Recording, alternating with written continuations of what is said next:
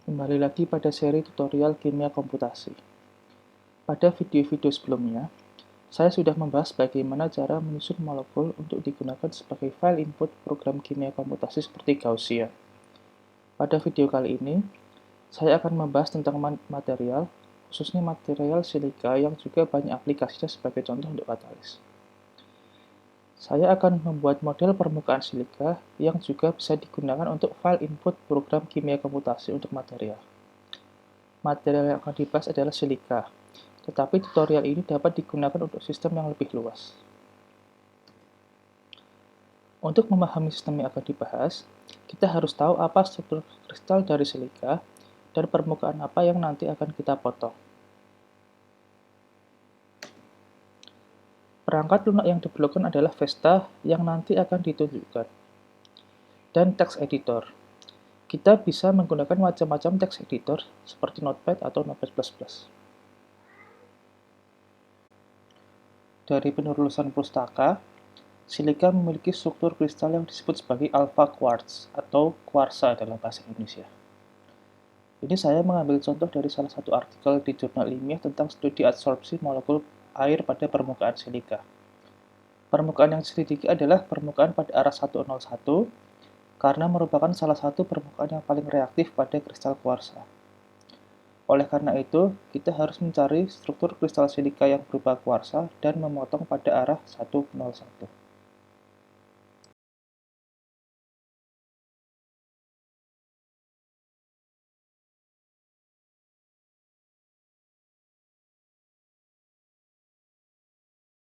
Untuk mencari struktur kristalik kuarsa atau alpha quartz, kita bisa menggunakan website berikut ini, yaitu kristalografi.net. Nanti akan diarahkan menuju website ini. Kemudian kita bisa cari strukturnya berdasarkan rumus kimianya, yaitu O2Si. Jadi di website ini kita harus menyusun berdasarkan abjad O dulu baru Si, yaitu O2Si. Kemudian kita bisa klik send.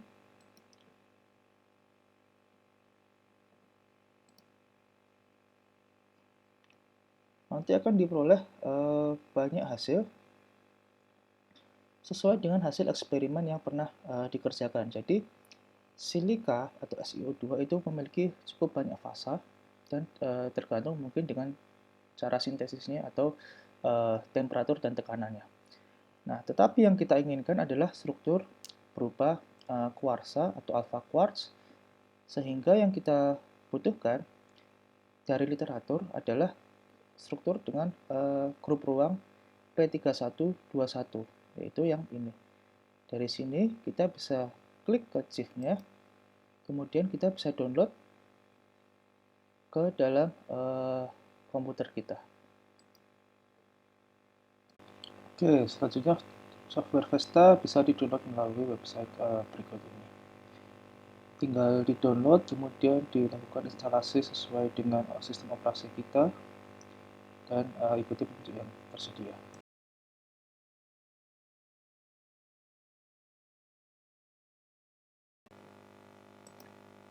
Oke, setelah kita berhasil menginstal Vesta dan mendownload file CIF-nya, kita bisa langsung membuka program Vesta dan membuka file CIF yang sudah kita download sebelumnya.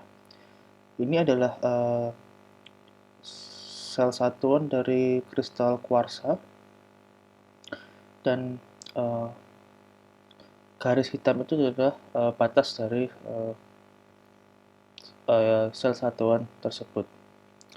Nah, di sini silikon berwarna biru, sementara oksigen berwarna merah. Dan ini sel satuannya merupakan sel satuan yang terlihat rumit karena tidak berbentuk kubus maupun berbentuk balok.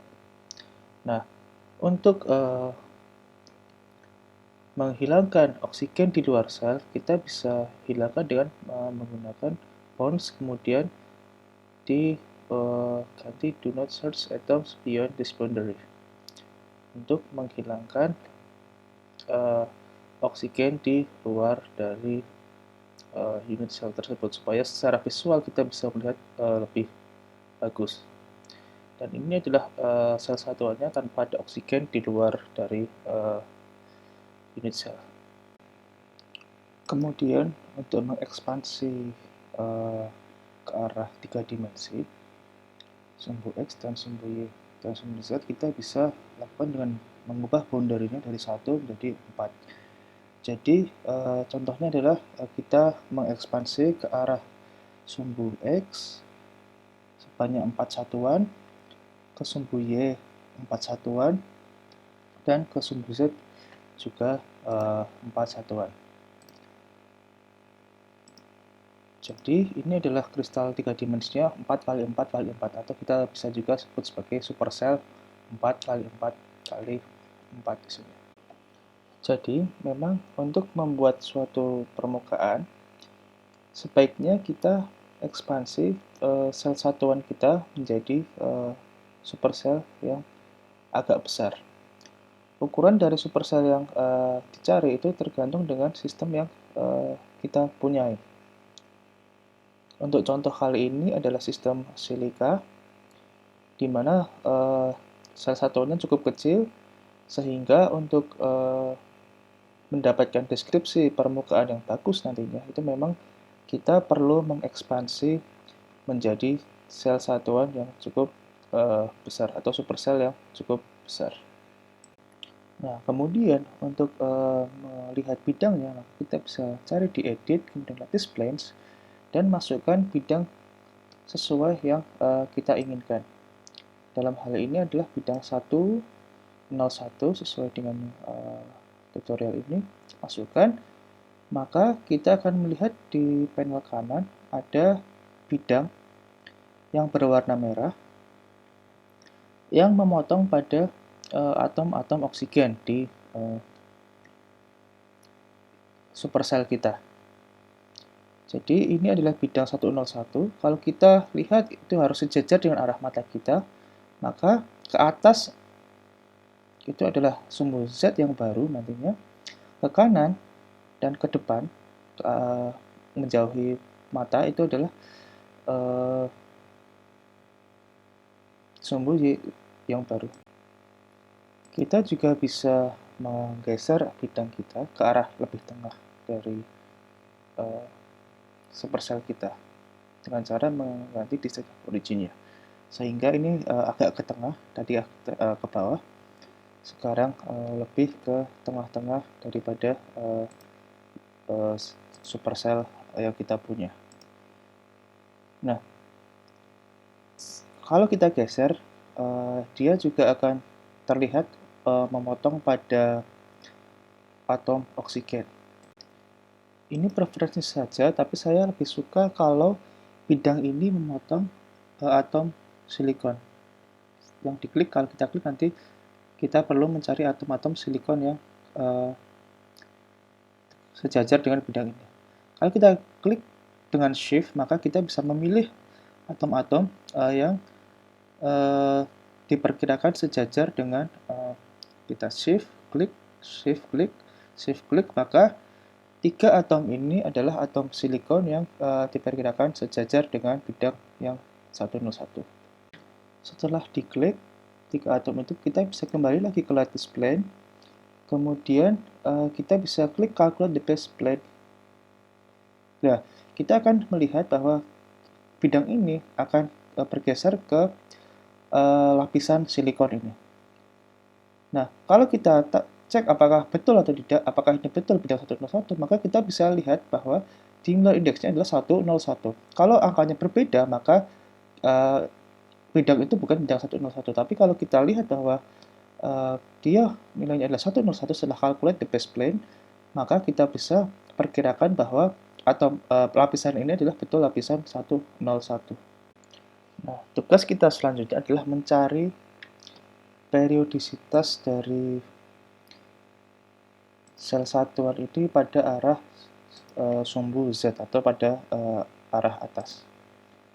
Nah, kita memang harus melihat secara teliti dia akan mereplika ke arah mana, ke arah sumbu Z ini. Apakah satu lapis itu sudah replikannya, atau 2 lapis atau 3 lapis, dan seterusnya.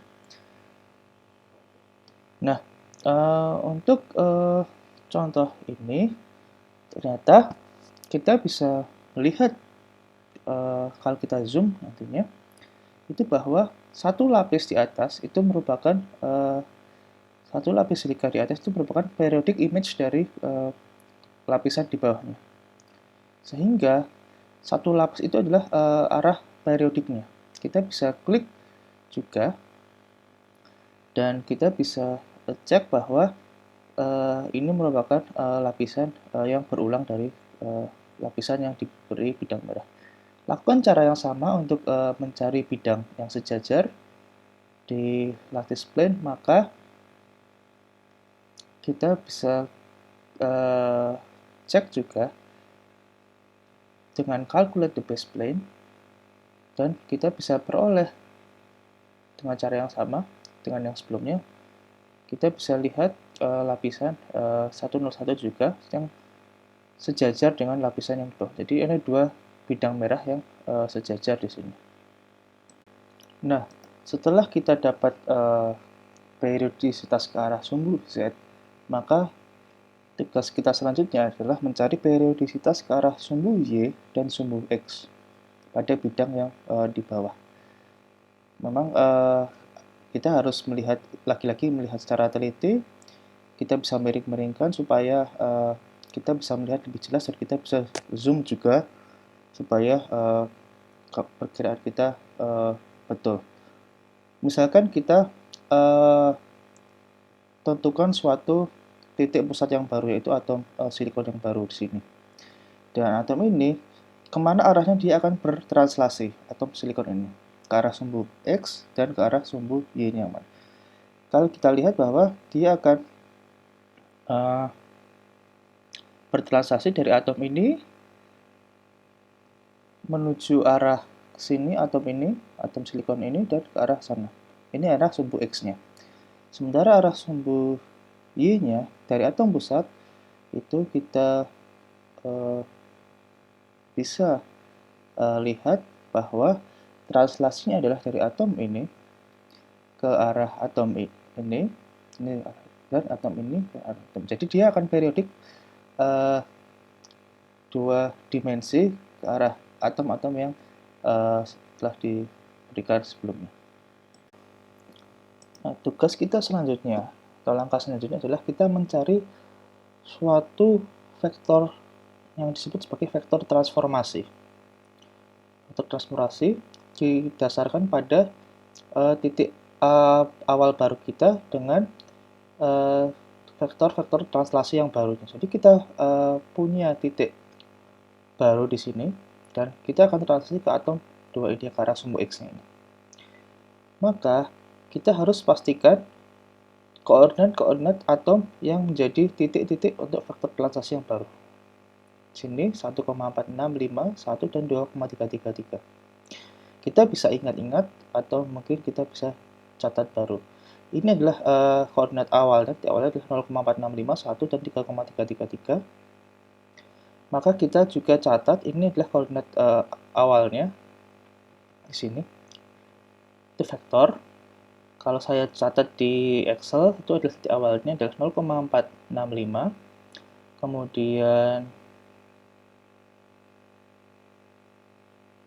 1 dicatat, dan 3,33.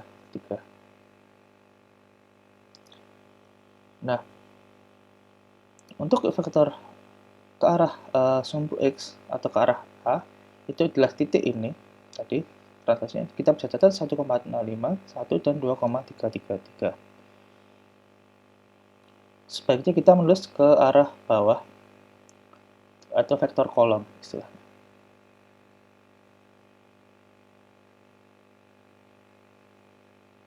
Kita bisa lihat, masukkan titik yang baru untuk A, kemudian untuk B, yaitu titik yang baru adalah dari sini ke translasi ke arah tadi ini. atom ini, yaitu titiknya itu. Kita bisa masukkan di Excel untuk kita bisa catat. Oke. Nah, untuk yang arah origin itu titik awalnya yang nantinya akan menjadi titik awal baru kita. Kemudian ini titik translasinya. Dan yang C itu juga kita bisa pakai cara yang sama karena dari titik awal di sini, kemudian dia translasi ke arah sini untuk yang arah C atau Z, arah Z, maka titik yang paling dekat yang dicari adalah titik yang atom silikon di sini. Sehingga koordinatnya adalah 1,465, 2, dan 3,333.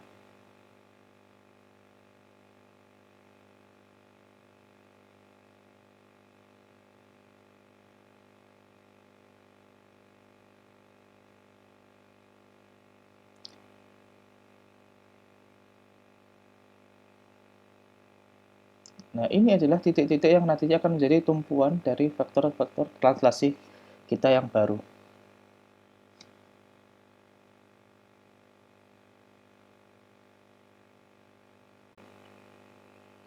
Kemudian untuk mencari vektor translasinya atau vektor transformasi dalam konteks ini sama, maka kita dengan mudah adalah yang kita lakukan adalah hanya mengurangi vektor-vektor ini dengan titik awalnya.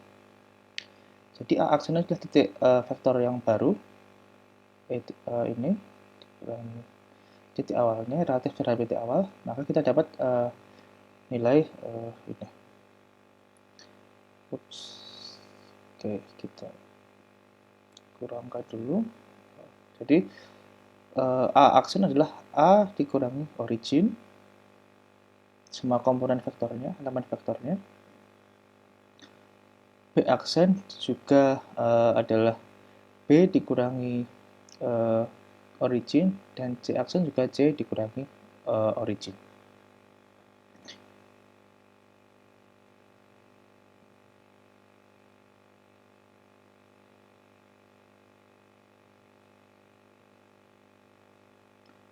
Kita akan dapat nilai-nilai ini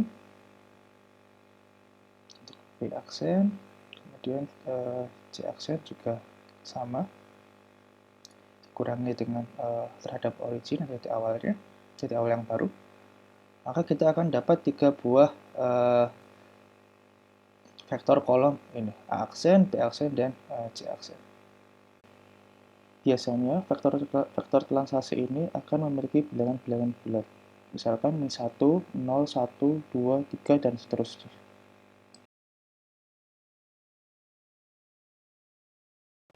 Setelah kita mendapatkan vektor translasinya, kembali ke jendela utama, kemudian kita buka file baru, yaitu file awal kita tanpa modifikasi apapun. Ini adalah file awal kita, belum dimodifikasi.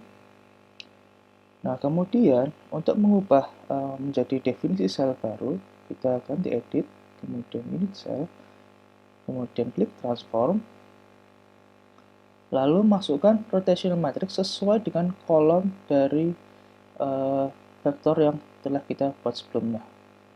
Kolom pertama, kolom kedua, dan kolom ketiga itu kita isi menjadi rotational matrix di sini, sesuai dengan yang kita dapatkan sebelumnya.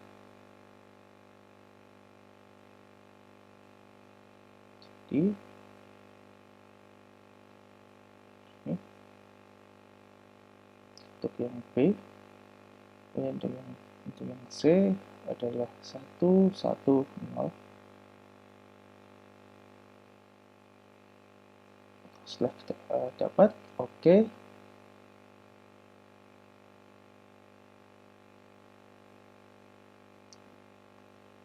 Dan oke juga.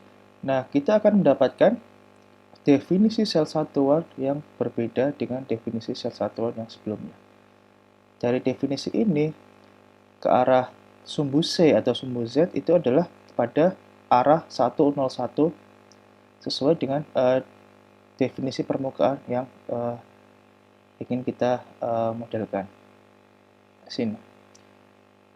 Jadi kita punya suatu sel satuan yang baru dengan rumus empiris yang tetap sama, tapi definisi sel satuannya yang agak berbeda. Nah, untuk melihat bagaimana cara membuat permukaan, kita bisa lanjutkan ke bagian kedua dari video seri ini.